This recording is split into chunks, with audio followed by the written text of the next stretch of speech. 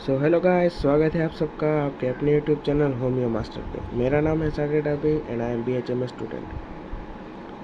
सो आज के हमारे लेक्चर में हम पढ़ने वाले हैं pharmacopoeia.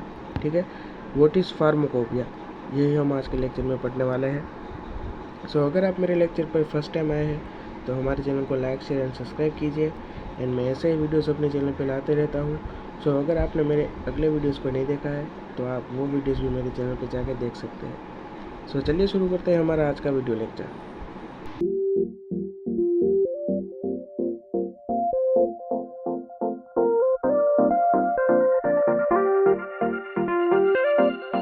What is pharmacopoeia, pharmacopoeia क्या है, तो चलिए हम उसकी डेफिनेशन देख लेते हैं। It is supreme authoritative book, मतलब कि वो एक सुप्रीम ऑथोरेटिव बुक है, published by any authority, government of any country that deals with the rules and regulation of the standardization of drug substance। ठीक है, published by authority, government of any country that deals with the rules and regulation of the standardization of drug substance। ठीक है, pharmacopoeia एक ऐसी book है जिसको कोई भी ऑथोरिटी या फिर government of any country publish करती है।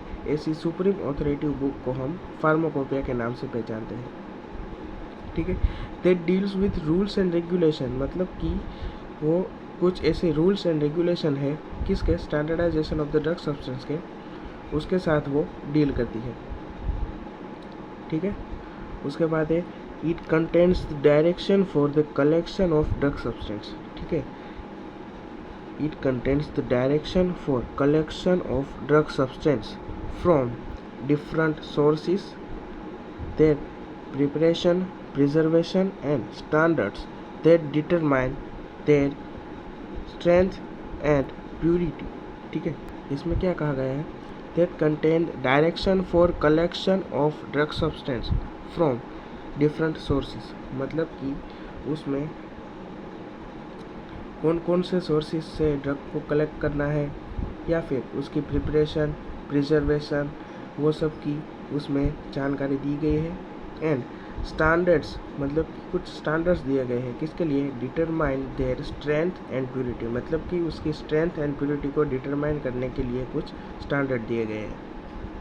ठीक है, उसके बाद है it also contains information about external applications. ये रहा information about the external applications, posology, monograph of drug. ठीक है, वो कुछ ऐसी चीज़ें भी कंटेन करती है जैसे कि informations about the external application, मतलब कि लोशन, लिनीमेंट और वो सब एक्सटर्नल एप्लीकेशन होता है फार्मेसी के लिए। और फोसोलॉजी, फोसोलॉजी मतलब क्या है, फोसोलॉजी मीन्स है स्टडी ऑफ डोजेस, उसे हम कहते हैं फोसोलॉजी। ठीक है, एंड मोनोग्राफ, मोनोग्राफ मतलब कि मोनोग्राफ में एक मेडिसिन की जानकारी होती है, उसे हम कहते हैं मोनोग्राफ सिंपल लैंग्वेज में। ठीक है, तो ये सारी चीज़ों की इन्फॉर्मेशन भी फार्माकोपिया रखता है, मतलब कि ये सारी चीज़ें थियरी हमने देखी, वो सब चीज़ें वो कंटेन करता है। तो उससे एक चीज़ हमें दिखती है क्या, it forms the theoretical portion of pharmacy, मतलब कि वो फार्मेसी का थियोरेटिकल पोर्शन फॉर्म करता है। ठीक है, तो ये सारी चीज़ें फार्माकोपिया की बुक में हमें दी गई होती है। ओके, उसके बाद है it is officially published by an authority. ठीक है, ऑफिशियली किसके द्वारा पब्लिश होती है, वो ऑथोरिटी के द्वारा, तो उसे हम क्या कहते हैं, ऑफिशियली, मतलब कि ऑफिशियल फार्माकोपिया कहते हैं। ठीक है, सच एज नेशनल गवर्नमेंट और अ मेडिकल और pharmaceutical society authorised by government. ठीक है, मतलब कि गवर्नमेंट, नेशनल गवर्नमेंट और medical pharmaceutical society authorised by government, ये सारी चीज़ों के द्वारा जो पब्लिश होती है फार्माकोपिया, उसे हम क्या कहते हैं, ऑफिशियल होम्योपैथिक फार्माकोपिया। ठीक है, this books are revised and edited at regular intervals, मतलब कि ये बुक्स है जो फार्माकोपिया की, वो रिवाइज्ड एंड एडिटेड होती है रेगुलर इंटरवल्स पे। ठीक है, किसके लिए, incorporate new changes and the medical additions. ठीक है, कुछ न्यू चेंजेस और मेडिकल एडिशंस को उसमें शामिल करने के लिए ये बुक्स है वो कुछ कुछ समय में रिवाइज होती है एंड एडिटेड होती है, ठीक है। तो ये हमें इस पॉइंट में कहा गया है। उसके बाद है ऑफिशियल फार्माकोपियास, मतलब कि जो फार्माकोपियास है वो गवर्नमेंट के थ्रू पब्लिश हुई है, तो उसे हम कहते हैं ऑफिशियल फार्माकोपियास। कौन कौन से ऑफिशियल फार्माकोपियास हमारे पास है?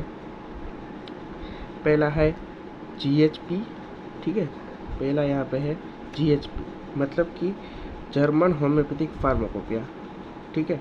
पब्लिश इन द 1825, मतलब कि GHP जो है वो 1825 में पब्लिश हुई थी, ठीक है। उसके बाद है BHP मतलब British homeopathic pharmacopoeia. British homeopathic pharmacopoeia is publish in the 1870, ठीक है। 1870 में पब्लिश हुई थी ब्रिटिश होम्योपैथिक फार्माकोपिया। उसके बाद है फ्रांस होम्योपैथिक फार्माकोपिया, ठीक है। फ्रांस होम्योपैथिक फार्माकोपिया है वो 1897 में पब्लिश हुई थी, ठीक है। उसके बाद आएगी हमारी HPUS। HPUS मतलब क्या? HPUS मतलब होम्योपैथिक फार्माकोपिया ऑफ इंडिया, ठीक है, उसका वो फुल फॉर्म है। वो कब पब्लिश हुई थी? 1897 में पब्लिश हुई थी, वो भी 1897 में ही पब्लिश हुई थी। उसके बाद है HPI, यह है होम्योपैथिक फार्माकोपिया ऑफ इंडिया, मतलब कि हमारे इंडिया के होम्योपैथिक फार्माकोपिया, ठीक है। उसका कॉन्स्टिट्यूशन हुआ था 1962 में, और उसके बाद फर्स्ट वॉल्यूम पब्लिश हुआ था हमारा 1971 में, ठीक है। अभी यहाँ पे ये पॉइंट हमें याद रखना है, 1962 में उसका कॉन्स्टिट्यूशन हुआ था, ठीक है, कमेटी का। और पब्लिश कब हुआ था फर्स्ट वॉल्यूम? 1971 में पब्लिश हुआ था, ठीक है। ये मेन पॉइंट हमें याद रखना है HPI में, ठीक है। उसके बाद है अनऑफिशियल फार्माकोपियास, मतलब कि अनऑफिशियल फार्माकोपिया किसे कहते हैं? पब्लिश्ड बाय इंडिविजुअल्स और pharmaceutical companies other than government, मतलब कि गवर्नमेंट नहीं लेकिन कुछ फार्मास्यूटिकल कंपनीज के द्वारा जो भी फार्माकोपियास रिलीज होती है या फिर पब्लिश होती है, सो उसे हम कहते हैं अनऑफिशियल फार्माकोपियास, ठीक है। यही डिफरेंस है ऑफिशियल एंड अनऑफिशियल के बीच में। तो चलिए अब हम अनऑफिशियल फार्माकोपियास के नाम भी देख लेते हैं। पहला है pharmaceutical manual by M Bhattacharya and co, ठीक है, ये पहला। उसके बाद है encyclopaedia of homoeopathic pharmacopoeia by PN Verma and Indu Vaid, ठीक है, ये दूसरा है encyclopaedia of homoeopathic pharmacopoeia by PN Verma and Indu Vaid. उसके बाद है पाकिस्तान होम्योपैथिक फार्माकोपिया, फिर है ब्राज़ीलियन होम्योपैथिक फार्माकोपिया एंड उसके बाद है मैक्सिकन होम्योपैथिक फार्माकोपिया। तो ये सारे फार्माकोपिया है उसे हम कहते हैं अनऑफिशियल फार्माकोपियास, ठीक है।